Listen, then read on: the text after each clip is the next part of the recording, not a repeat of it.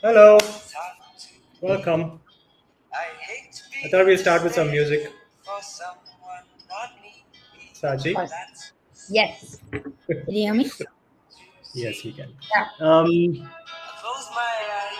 I use music to center myself for a good conversation. So, welcome everyone to Stillness and Chaos. I've got Sachi Maniar, a good friend, amazing person, super cool social entrepreneur, and yeah, really excited about this. We've been wanting to do this for some time, and it's finally happened. So, for those who don't know me, I'm Daniel. I'm the founder of Because You, and I truly believe that all of us are wise, joyful, beautiful human beings. And sometimes a mental health issue, grief, joy, grief, kind of emotional distress, whatever it is that we deal with, kind of clouds who we are as human beings. So it's my life's purpose to kind of, firstly work on myself to see me as a full person, as the human that I am, and then support others to do that too. So Stillness and Chaos is my way of doing it. I have conversations with amazing people like Sachi every couple of weeks. We talk about different themes, and the intention is really to learn from different people. It's about well-being, well-being, inner leadership. What is a connection? And just, it's important to think about this stuff in a chaotic world. Okay. For people who are joining, you can please say something. We love to have comments as we are speaking. Share reflections, questions, because that'll really make this conversation much richer. Okay, there's a Funky Doodle platform where I can put up comments like this. This is just a test comment, but we can put up comments. We'd love to hear from you, and yeah. So I'm going to say a couple of nice things about you, Sachi, firstly, and then we'll get started. Okay. Thank you. Just as an intro. So firstly, you are a healer. You are the founder and kind of director of Ashiyana Foundation. It means beautiful home. And you spent more than 12 years or so to really create a beautiful container, beautiful, living, like the conditions for children and young people at conflict with the law to flourish, right? And we got to go a little bit deeper into that in some time. Um, the amazing impact stories. Love to kind of come to that, and you do that through these beautiful healing circles, right? So you are a healer, and that's how you show up in the world. The second is you operate from love. I think that's your kind of your operating system, and it's clear the way you speak to people, the way you are with your children, with your team, and I think it's a very special thing. So that's my second thing that I want to say. And the third is that you're a seeker, right? Whether it's the practices you follow, the Vipassana, the teachings of the mystic Kabir, everything that you do, I think the higher purpose that you kind of draw energy from. So there's something that you're curious about, and you're a seeker. So those are my introductions. So you're a healer, you operate from love, and you're a seeker. Okay. Thank you.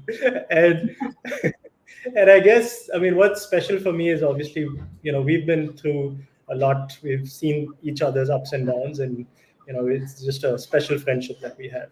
So thank you for doing this. And I thought the way to start was to play a song for you. Oh, thank you. I love that. Is that okay? I'll do that. So this is from Leonard Cohen. The reason I want to sing this song is because he took 5 years, because he's really dedicated to his craft, which is music, which reminds me of you. He wrote over 50 verses to this song. It's the most covered song in the world, and it draws up lots of different emotions in me every time I play it. Okay, so this is for you. I heard there was a secret chord that David played, and it pleased the Lord. You don't really care for music, do you?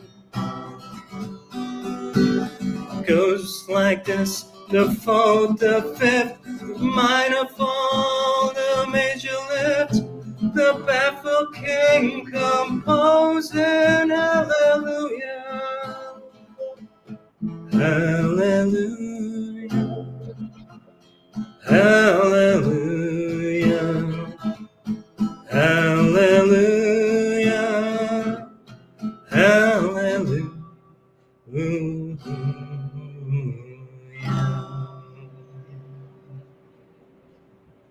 Thank you.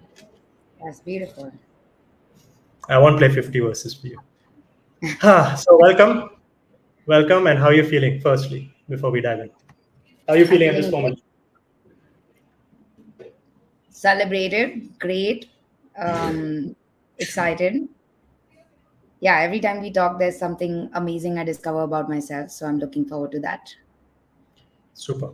So let's get to know you a little bit. You're clearly a complicated, complex, lots of layers person. So I'd just like to start with this, right, which is who or what has shaped you? Obviously, lots of things, but maybe one or two things, one or two people, and then we take it from there. Lots of things. I feel like it's so hard to say one or two, but I think beginning with my dad, my parents, the losses, the loss of my dad, and then I think just being blessed with many, many mentors, and being part of, like you mentioned that I have been a seeker, and that's true. Like, and not just seeker of spiritual stuff, but more of experiences. And so that's been kind of that led me to many amazing people, be it space people who were in the Gandhi ashram, who lived their life through service. People like my mentor Sonali Oja or John Malloy or Molly Baldwin. Like, there's so many amazing people in my life who've shaped me and continue to shape me. So it's not like a one time, it's like a work in progress. So I feel like I'm a work in progress, and there are lots of Say, mirrors around. So yeah. so let's come to, if you don't mind, going to your dad and um, talk about how he's shaped the person you are today, and maybe one of your mentors, and then we'll move on. Sure. So I think my dad, I think one of his biggest quality was that he was very kind. He passed away when I was 9. When he died, and in the hospital and in the crematorium, there were people who had come to see him who we did not know. There were people who were crying more than probably the family. So it was just amazing to see so many people when he went away, and then hear so many stories of his kindness and how he made everybody feel important, like including a panwala who showed up, like he would always greet the panwala with the same respect that he would greet somebody with a lot of money. So I think that also, just during his life, whatever little I experienced my life with him, he was someone who lived in the moment. He lived Mm, every moment. We went on all kinds of experiences. Even if we ate bread and butter every day, we would do, like, the experiential stuff much more than that. So I remember being in Goa where he made us do water rides 3 4 times, but then for dinner we were having bread and butter, so it didn't matter. So he really taught me how to live life, and not worry too much about the future or the past, and just really experience life. mm, beautiful. And one of your Yeah. mentors, perhaps? I think, I would say Sonali Didi's been, at least in this work, she's been a great mentor. She's someone who taught me how to work with kids, how to work in places which are incarcerated, how to bring hope in dark, dark spaces, right? Like, how do you even think about something like that, and without um, without being a threat really to anybody? So that's, Mm, I think, Sonali Didi had a way of, like, her being was abundant. So she always operated from abundance. Like, there'll always be mm, abundance of crayons, and there'll be always abundance of space, and there'll be always abundance of life when you're with her. So I feel like mm. she really um, helped me learn how to create spaces. And I know she's, yeah. and I know both of them are no longer with us, right? And I think, it resonates. So much of this resonates. I feel so. I lost my dad as well when I was 21, um, and it's so interesting to see how so much of what our parents are and do lie in us, and kind of shape us in a way, Yeah. right? So the kindness of your dad, just the fact that he wants to live life, it's such a beautiful thing for a young child to pick up, and you'll take that. I love the being was one abundant of Sonali Didi, and I guess in this world, how do you bring hope to dark places is actually the most powerful thing, Yeah. seeing the chaos of the world, right? Um, so taking off from there, bringing hope to dark places, it's kind of, it's a little bit about your purpose, right? So say a couple of words on Ashiana, just a couple of sentences, and more around why do you do what you do. Hmm.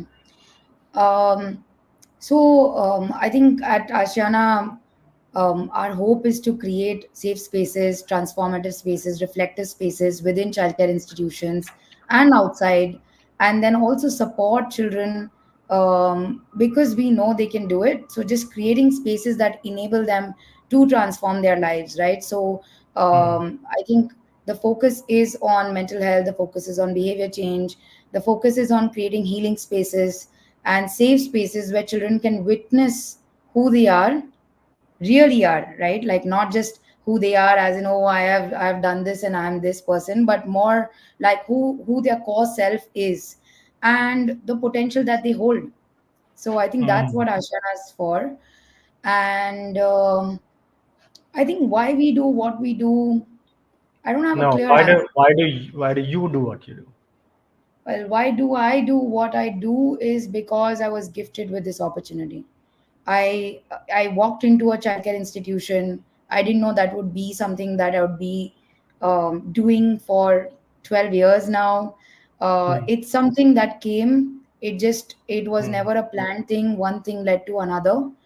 mm, And still, if I had to answer this question, it would be because I think it gives me a lot of joy to bring purpose to people's life and mm. to create spaces where people can re-encounter themselves. Say more about that. When you say people re-encounter themselves, what does that mean? I think I mean, we all have a version of ourselves, and especially children who are in these spaces, they have a version of themselves that's extremely negative. And Mm. if you sat down with any Sorry, of the I'm sorry to boys. interrupt. I'm going to come back to this, but say when you say children in these spaces, like bring that to life. What is these spaces so that people can Children understand? who are in children's home who are orphaned, abandoned, runaway, missing, children who have been rescued from streets or trafficking, children who have committed crimes or have been alleged of committing crimes, and Yeah. are behind these walls, which are called children's home, observation home. In slang, old Mumbai language, it would be remand homes. Mm, Which is a banned terminology, but yeah, so children in these spaces, I mean, every time I encounter with them, I witness is an extremely negative voice. I mm. can't do this. I am this person. It's just you never find any hope in them, and I feel like at the same time, the moment you create space, they will be the most resilient people. So I feel like just helping them recreate uh, their own narrative of who they are can really shift things. Can you give an example just to bring that to life as well? One child who comes to mind immediately right now. Well, I think the smallest example would be we were doing one exercise of river of life, and where they had to draw their river and then they had to mark things in the river of life. And this boy who's 17 years old has Mm, never seen crayons or pencils in his life is saying ki nahi I cannot do it. I've never touched a pencil. I don't know what it is. I don't know how to draw a river, right? And constantly throughout that process, he just kept coming back after drawing each line and saying, "Is this proper? Is this right? Is this how I'm supposed to do it? Is this good?" So it's just like there is just no confidence. And because, and it's Mm, not about drawing, right? Drawing is just a symbolism of what you do, but it's about life. That's what you feel that you cannot do. So there is, he was not even able to pick the pencil and try on his own. So, mm, and then our role in a place like that is just to say, of course you can do it. Like, it was very easy for me to say, okay, let me draw your river. I'll draw your river. But it's not my life. So he has to draw his river and he has to draw his life. So, that's basically one example. But there are so many. Yeah. give me one more. Um, I think I'll give you a more generic one, because I think the question is more like, we see kids all the time when they come in. They are mostly like, I don't think I can pass 10 standard. I don't think I can do anything in life. Do you think I can do something in life? So they are constantly seeking validation. They are Mm, constantly seeking a positive voice, or someone to say it's okay, whatever's happened in the past is the past. Can we move on? Can you rebuild your life? Can you recreate your life? And mm. just giving them that direction changes everything. So I know I'm not giving you an answer you want, but No, it this is. is. So like I'm trying to get to the core of it, right? So you talked like because again, this is about creating safe spaces for your children and who you work with, but this is a topic for everyone, right? Oh, yeah. Because like this, like what you're talking about, all of us have this voice inside which says, I'm not sure if I can do this. Like, I Absolutely. need this validation from someone. So the confidence piece, that thing, the need for validation, and that goes really to the core of, am I worthy? Am I worthy of love? Am I enough? Right? And that's a Yes. human thing, every single human. And the children you work with are obviously at that extreme edge of it. um, If I so may, I think it's yes, not you only may. about. You can definitely. I What's the think point it's of this not. conversation? No, no, don't It, interrupt. Okay, sorry, interrupt. it's not just about being worthy, but it's about Yeah. being seen. And Mm, I've seen this again and again and again, and not just with kids, but even government staff, right? The mm, staff that we work with is that nobody's seeing them. They don't feel seen. They don't feel like they matter, right? mm, Or that there is anyone who is even listening to their voice. So I think a big part of all of this is to be seen. mm. To for children, for adults, their presence to be acknowledged. In Hindi, the word is Yeah. astitva, to Mm, really give light to that astitva, to that presence. yeah. And again, that's so true for all of us, right? When you feel seen, it's actually the most powerful thing in any relationship or any interaction. And immediately, kind of, you go to a very different place, both Right. for yourself, but also as a relationship.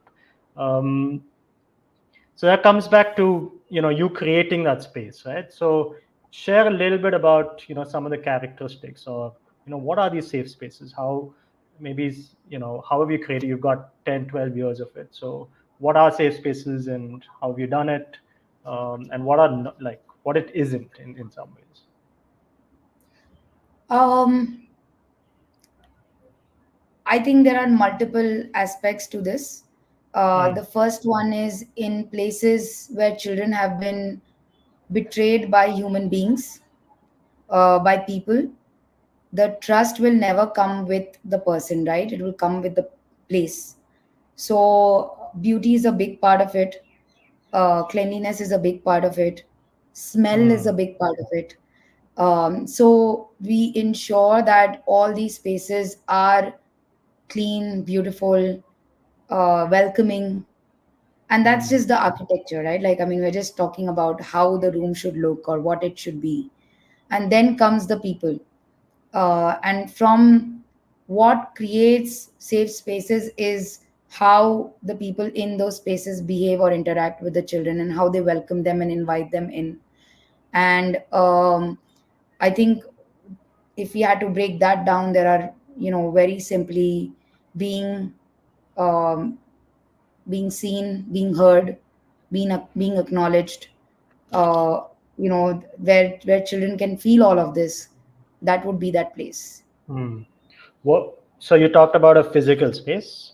You talked Yeah. about the outcome, which is the child feels. I'm just going to say child, the person, because this is more generic. That the person feels seen, heard, welcome. So that's an outcome. What do you like need to do, like within yourself, to kind of be that person who can see someone else? What do you have to do? um I think there are two answers to this. One is a very I love multiple answers to one question. So give me six yeah. answers also, it's totally fine. Then we can drill down deeper. Yeah, I think the first one is, you know, like to be non-judgmental, to see the person and their potential, to create a safe space. I have to be also feeling safe in that environment, Mhm. and that has a lot to do with doing my own self-work. So that's the second answer, right? Where when I am entering the facility, I am clean inside, outside, Mm, mm, to be able to offer that space to the kids. mm, And when I'm mm, able to do that, which is an unconditional space where I know that tomorrow if a child comes to the room, spits on me, I still will not have any hard feelings on that, for that kid. So that's the kind of space I would hope we can create. mm. And so I heard you said two things, but I'm hearing three things, right? Because non-judgmental also leads to kind of it also leads to building very in bridges in very difficult conditions, right? And you're talking about maybe circumstances that you like it's very different, like your circumstance and the child you work with, or in the polarized world that we live with, it's very easy to kind of bang heads with someone else. Being non-judgmental is actually one of the key aspects of kind of building bridges. um, the seeing potential is another aspect, which is what is your higher, like if I can see that bigger piece of you that you can't see yourself, or whatever, you have that bar, or the potential, then I feel like, oh, okay, someone else sees in me what I don't see in myself, and that's really powerful. um, and the third, the I like clean inside, clean outside, and I feel safe. It's also Zen philosophy, right? Like this is why they're so minimalistic. You can't be clean inside unless the outside is also clean. And I feel that it's so crucial, because unless you feel safe in yourself, it's impossible to create that safety, right? Because otherwise Yeah. it's not doesn't come off in some way. Yeah. Yeah. What else? What else coming up for you?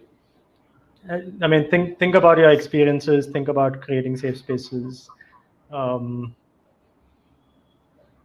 how have you, like, that journey of going from that child spitting on you and you being okay with that? Um, like, what was that journey like? What do you have to do to be in that space? Because it's not easy, right? And it probably shows up in different ways in your life and other ways as well. I have to say nobody spat on me so far, but this was an example. But Exactly. I'll give you another example. We had one of our boys who was in an institution, and usually, like, he would be locked up alone because he was very dangerous. He would beat up other kids and all of that stuff. Mm, And so, for a long time, he was separated from everybody else, because of which he also lost all his social skills. And it so happened that this one time, I'm not sure, but maybe, he was already consuming some kind of drugs, and he was high, and we mm, entered his room, and only two three people would usually go to meet him, right? Like, I had his confidence, the superintendent had his confidence, so we were two three people he would interact with. So, and our counselor, of course. So when I went, we had a guest, and when I went with the guest to see him, he was sleeping, and I told him, see, listen, I've come, it's already COVID time, I've come from really far. I would really want you to wake up. And, I've really called this person to meet you. All of that. And then basically, he got really angry and he said, mm, Didi, go away from here because, I'm not in my control. Like, can you please go? And then I kept persisting, thinking, okay, maybe he's just sleepy and maybe he's not slept all night. But then he literally took a table and he threw it. oh And he wow. said, go away from here right now, right? He did Mm, not harm me, but he did that. And I just almost feel like, wow, it's so amazing that he could control that anger, and he could show it by just, he could warn me by just throwing that mm, table. mm, And yeah, and I think the next day we had a conversation. He said, I'm so sorry, I did this, I didn't mean to, but I really needed to sleep. Yeah. mm. And so there are two things that are coming up. So answer in whichever order you want. But this is very difficult work, right? For you and your team. This is very intense work, both on a on a mental level, it's an emotional level, every single day doing this. So firstly, how do you take care of yourself and how do you take care of your team? That's one bucket that I'm thinking of. And the other is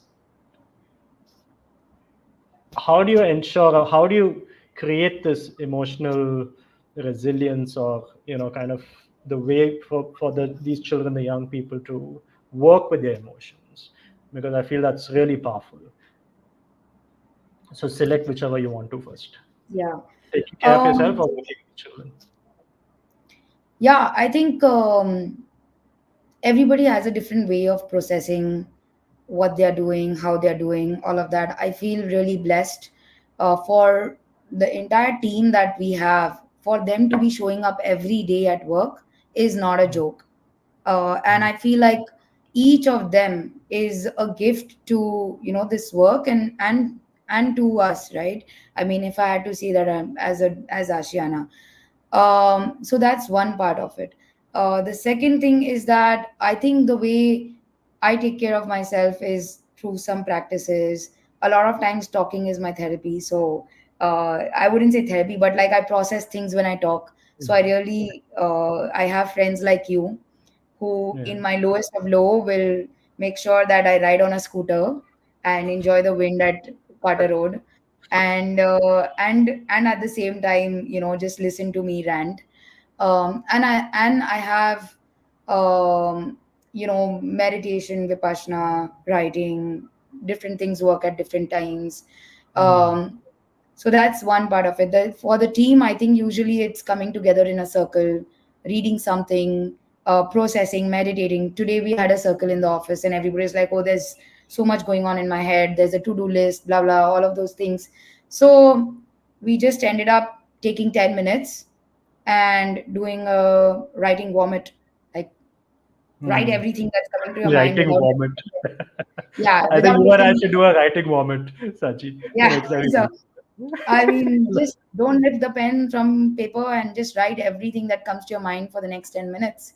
Mm, And then basically seeing, just just sinking into that experience of writing, and sharing one or two insights, right? And not even sharing with us in a circle, but for yourself, just what are you learning from this? Um, mm. so just things like that, and I mean, we just do simple things like that, and often that's enough. Yeah, And then of course we have each other's back.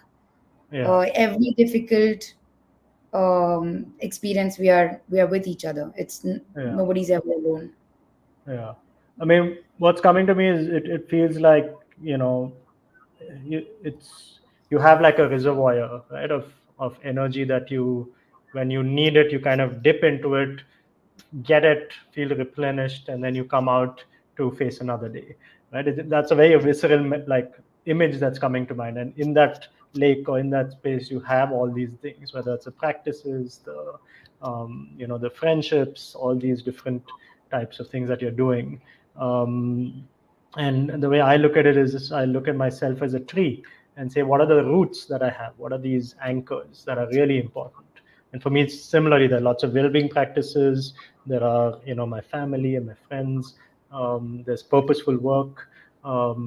which I've also added financial hygiene because that was a bad thing in the past. And so I think that, like, taking care of yourself is, I feel, dipping in, feeling that, and then coming out. I think that's something that each of us, if you consciously think about it like you are, I think it was really helpful, right? Because you and I have learned the bad way as well. If you don't do it consciously, it's very difficult.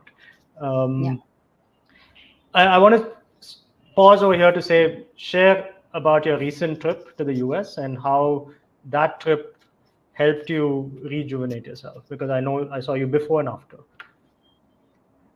Yeah, I think the trip was mainly it was twofold. So one was to see my mentor, who's John Malloy, and he's an amazing person who used to run a school for at-risk youth Mm, in California, and his school was, I mean, something else. Like it was like for a year, the kids who were on their way to prison or who had dropped out of school, they it was just a school for them just for a year, and then they get reintegrated back into the regular schooling system, or into other things. But for 12 months they are with them.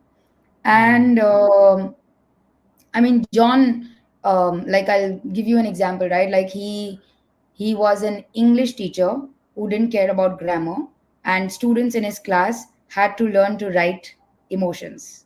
So every day they had to write an essay on one emotion, correct? So I mean, wow, grammar didn't beautiful. matter; the content mattered, right? So that's John for you. I had the beautiful blessing, opportunity to share time with him for the first 15 days. He organizes something called the 500-mile spiritual run, where, basically a group of people run in the honor of missing and murdered Native Americans, and with the message of all life is sacred, protect life, protect water. And so I was a part of this run, and so that was the first part of my trip. The second part of my trip was with an organization I really adore, honor, love, called Roka, which works with highest risk youth.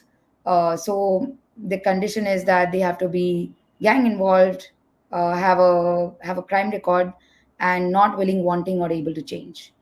And Yeah. just to see that somewhere in the world someone is doing Mm, this, working with the highest risk youth, and it's possible to change, gave me a lot of hope.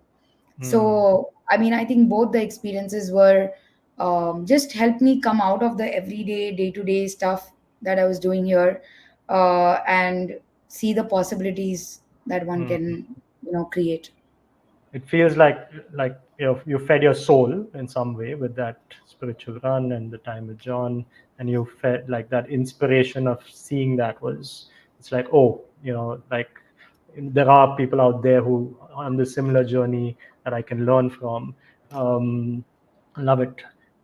Something that we can all also do. How do we find soul, and what inspires us? Okay, I'm kind of keep drawing it back to regular people, Sachi, who are not with you in your circumstance. Okay.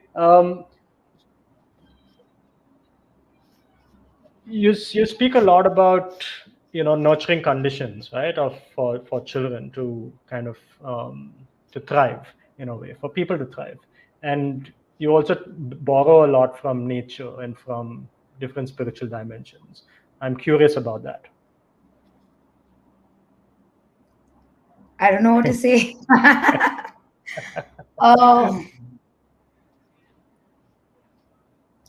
I think, I mean, honestly, I think nature has a lot to teach us. And so, you know, I just feel like if we create space for children to experience silence, to experience Mm, nature, um, like um, listen to their heartbeat, I think that in itself creates a different experience or a feeling or a, I don't know, like it's a different level, of, I don't know how to explain this really. Like it's such just a, just keep going. Just keep going. um I mean, I just feel like the idea is not to get the kids to experience transactional stuff. It is to get them to feel themselves every time they're doing something, right? And the Mm, way to do that is not through activities and all of that, but more like what are those activities really doing. So when we are like we I mean, we see people doing plantation drives all the time, right? You can do a mm, plantation drive, but what would it mean to do a plantation drive as a prayer, right? If we are mm. able to do the plantation drive as a prayer, that touches a very sacred chord in a child's heart, as opposed to doing a plantation drive as an activity. Does that make sense? Yeah, it does. So it's less about the activity, but it's kind of tapping into how you feel, what's happening within you, and what does the activity then allow you to access, right? Yeah. It's and there's also, like, when you say prayer, there's also and I mean ritual in a very not spiritual way, but there's something very symbolic about that, in a Yeah. way, and that, like, I think that goes back to everything from ancient wisdom of there is something beautiful about dancing around a fire, and lots of rituals that we kind of learn from as well. What else? Nature, spiritual dimensions. Well, I think, I mean, right now, I would say what I'm trying to do or create, or what, even at Ashiana, we are trying to experiment with. I wouldn't Mm, say experiment, but that's the way we work, is to break the the structural way of doing things, right? Like, mm, okay, like, I mean, when we are creating schedules, why can't we think about the sun and the rhythm of the nature, saying, okay, when the sun rises, when the sun sets, what is it that we can create in the middle, right? When we're talking about these childcare institutions, most of them are greenery deprived, right? So what does it mean to create a butterfly garden within these places? It's called paradoxical juxtaposition. Change happens in paradoxical juxtaposition, right? When you have two opposite elements of nature come together, that's where mm. things change, so I feel like a lot of our work is based on that. It's always difficult to put it in frameworks of you know um, impact metrics and how much change, Paradoxical. That how paradoxical. That's a big word. Paradoxical. What's the second one? juxtaposition. Juxtaposition. Wow, two big words. Uh, Nature. Yes, it comes in nature. Say, like, how does it show up in us and in the people you work with? um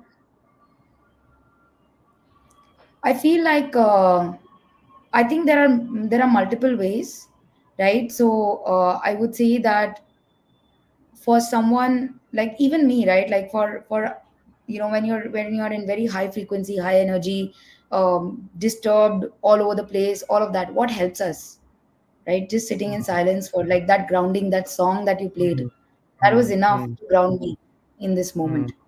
mm. So then that's how it shows up.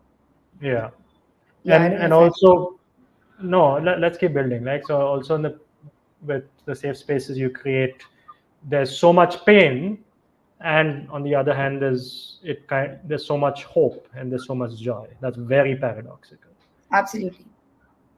What else do you see that way?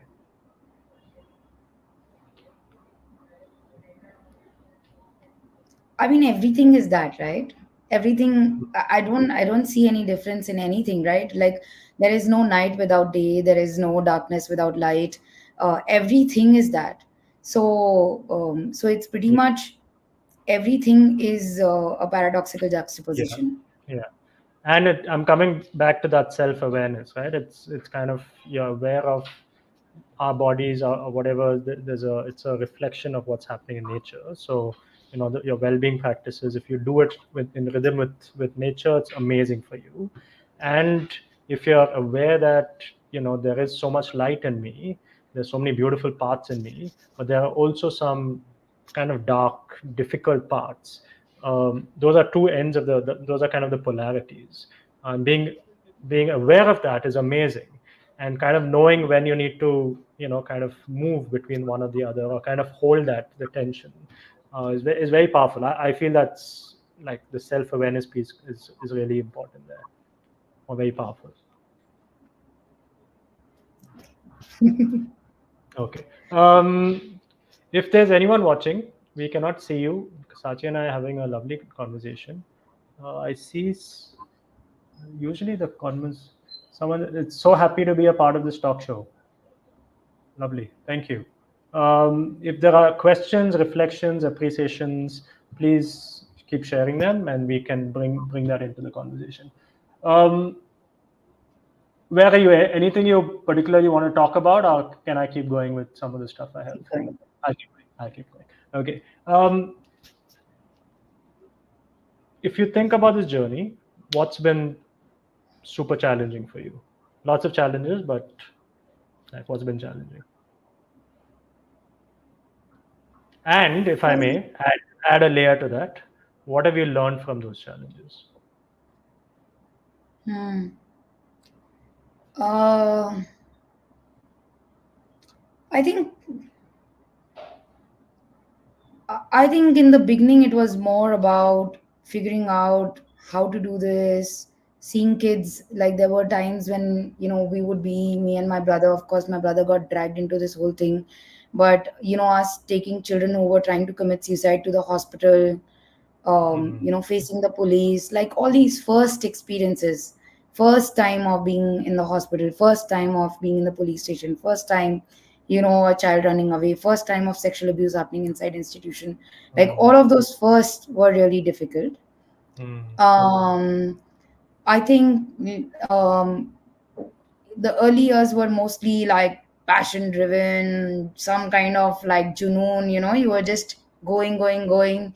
uh, didn't even worry about, okay, how this, how that, all of that, right? Where mm, will the money come from, all of that, nothing.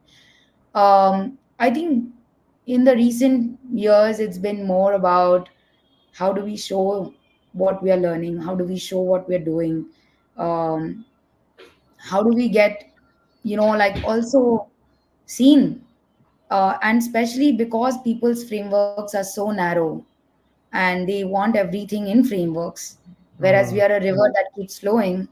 How do we get validated for that, right? Like because transformation doesn't happen in boxes, it happens in a flow, right? It keeps mm, building. It's like a shell. It keeps building. It's never like one straight line, one linear journey. It's never like that.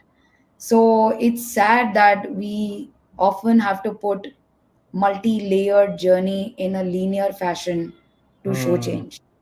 mm. Yeah. So initially it was kind of firefighting, then it kind of became how do we, this crazy, complex, interconnected problem, how do we fit that with the things that people need?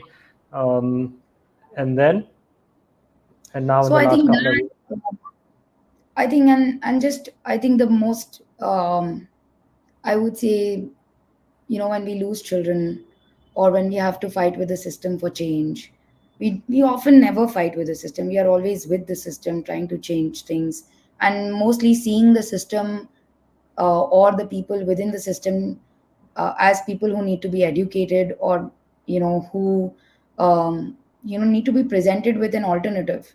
So it's Mm, never like fighting, but having said that, yet sometimes it does become like that. So that mm. that takes up a lot of energy. The adults generally take up more energy than the children. So I, I hear you.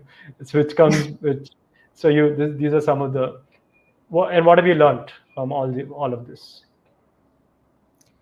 uh I think mostly that I don't know about what like. I think what I've learned is to keep going. What I've Mm, learned is that, and I don't know if this is something that the work taught me or it's just something I believe in, is that, um, every difficulty is an opportunity to learn, and it's coming because it's kind of trying to make me stronger. And and when I don't have any other option, I pray. So it mhm, works. And I don't mean like pray as in pray to one god or anything. I just pray to universe, and um, I think surrender, because that will help figure out where next. Mm. And surrender is very powerful, and it's very difficult in many ways, given the way we want to control the world, and I think it's very one of my mentors, friend, Nipun Mehta, I think Jesh Bhai also would always say that there were problems at the time of Jesus, there were problems at the time of Gandhi, there were problems at the time of any mm, god, any religious figure, any change maker, you take it, and all these issues, right? Like being incarcerated, rape, murder, theft, women's issues, everything, all of it was always there. So mm, finally, why are we doing this work, right? Like we're doing it for our own inner journey, for our own purification. And so if that is clear in the head, it's we are not going to be able to solve the problem of the world. We are just going to be able to do what we can do in our lifetimes, and that's enough. So I think mm. just to remember that is good. Yeah, it's very good. Yeah, I mean, can't say much more. That's a beautiful way to close that up.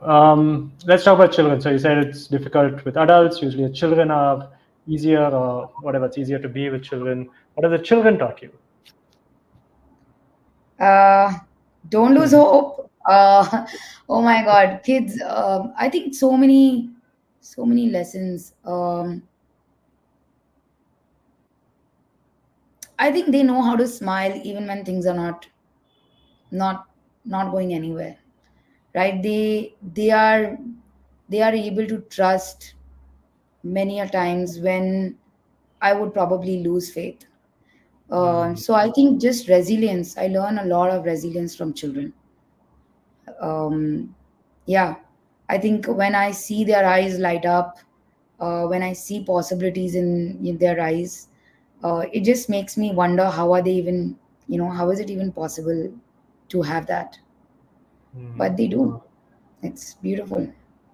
they do, and it's a big reason for you doing this work for so long, right? Yeah. And kind of keeping true to your purpose, yeah, um, what you're out there doing every single day. Um, Awesome. So we're going to wrap up in a few minutes. Okay. So a couple of last questions, if I may. You have any question for me? If you do, that you can ask. But think about right now, at this moment, currently in your journey, personal, professional, however you are. What's an ambition that you have for yourself? Um, I think to create an amazing inside outside model where Mm, children who are in facilities, whether they are orphan abandoned or whether they've committed crimes, we are able to successfully work with them, and then when they come out, successfully reintegrate them back into society. Um, to create a narrative of the society which is non-punitive. uh, it's so interesting. Yesterday, no, last Sunday, we had a circle, and one of our boys who's an orphan, he's 25 years old. He ended up, registering himself on shadi.com and almost got fixed with a girl. But the moment the family got to know that he was an orphan, they just backed off. Right? Like, I mean, what is this way of society punishing them? Like, after children have spent, adults have spent time in jail, in prison, done with their, paid their dues to the government or to the system. Despite that, the society continues to punish them. I think we need to mm, shift our narrative. We really need to shift our narrative, because, and it's not just about these kids, right? Even our kids at home, we are constantly looking at it from a punitive lens, saying, okay, if you don't complete your homework, you won't get TV. yeah. What is, or you won't get something. Like, there is, I understand action and consequence, but I don't understand action and punishment. And we Yeah. really need to relook at how we are raising our kids. Mm. We love to raise our kids with lots of abundance rather than scarcity. I can Yeah. bring Sonali Didi in, which is always with us. Okay, someone says things that stand out to me. Here, this is for you. The passion with which you work and the profundity of your thoughts. The thoughts you expressed about your US trip and how you take inspiration from others and how it gives you greater motivation to pursue the immense and intense work you do. Sometimes it's important to stand back and observe and realize the importance of the work we do. Yeah. Beautiful examples of metaphorical juxtapositions and the eyes of the little children. So lots of takeaways. We've kind of, I think, covered lots of ground in different ways. I hope, like I feel, lots of things stand out, but I love that the inner work that you need to do when you show up, the non-judgmental, the seeing the potential in the other, and the feeling safe. Like for me, that really like hits home in a very beautiful way because it's actually not very easy to do. Last question, Sachi. When you hear this phrase, stillness in chaos, what comes up for you? Is it a phrase? Is it an image? Is it, yeah, it can be more. I think it's an image of a banyan tree right next to the river, which is flowing. Hmm. Banyan trees are my soul trees, my spirit trees, or whatever you call it. Yeah, Well, then that's perfect. it is perfect. It reaffirms why we are such good friends. Um, awesome. Thank you so much. Thank you for your time. Thank you for your wisdom. Thank you for all that you do. And those who are watching, thank you for being here. We'll be back in a couple of weeks. We're meeting with one of my mentors who helped me start on my spiritual journey 10, 12 years ago. His name is Kem Battle. He's a investment banker, influenced a lot by, in fact, Native Indians, Native Americans, and talking about how do we find stillness in chaos. So I'd love to have. He's an elder. I think he's someone probably like John. The way you speak of him is kind of the way I think of Kemp as well. So look forward to that. Thank you, Sachi. Anything in the in the end you want to say? I want to give you the last word. Say something, and then we go. I don't have anything to say. Thank you so much. It was amazing to be here. And I think every time, like I said, I'm in conversation with you, I discover some of my own thoughts as well. So it's amazing. Yeah. You stay back after this call, and then let's discover what you discovered. Okay. Yeah. So, all right. Thanks, everyone. Good night. Take care.